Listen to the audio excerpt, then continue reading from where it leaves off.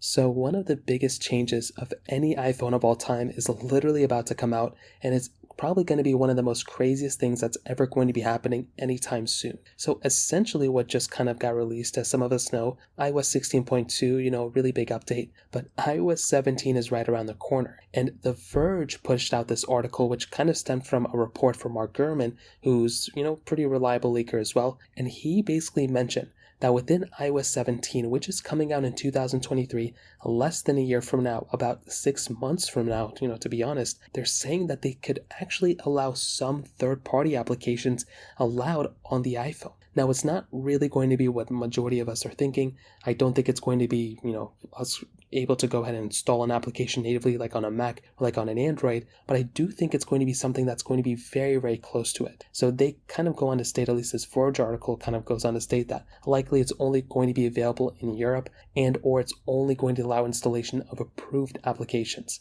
Now, I do think that if that even is the case, right, let's say for some reason Apple decides to go that direction rather than giving it to everybody, I have a hard time believing that other people may not find a way to port this feature over to all iPhones of all countries. That is another thing that could end up happening, which honestly makes a lot more sense to me, and that would be pretty crazy. Now, there's been so many laws that have been passing in the EU recently that honestly makes me so happy that, some country in some, continent in that matter is able to go ahead and add these types of changes. So a big thing to keep in mind is that within the EU, they recently pushed out this thing about USB-C. They kind of mandated that the iPhones have to have USB-C in this next generation. I truly do feel like that same philosophy is probably going to also tailor down to the iPhones with the, side loading of applications. Why can't all iPhones have that type of capability? I understand as a software side, but I do think something like that could end up happening as well. And Apple will have to have a big, massive, reason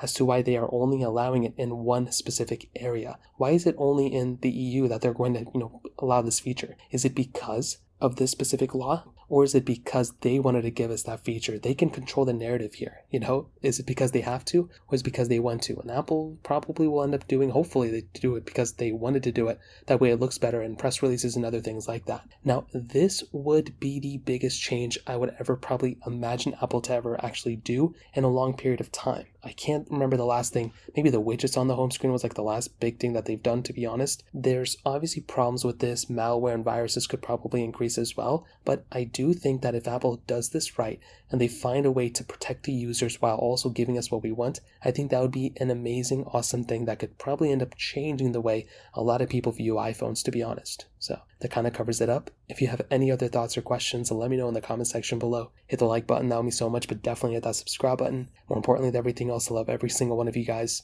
Hopefully I'll catch you guys in the next video. Peace out till then.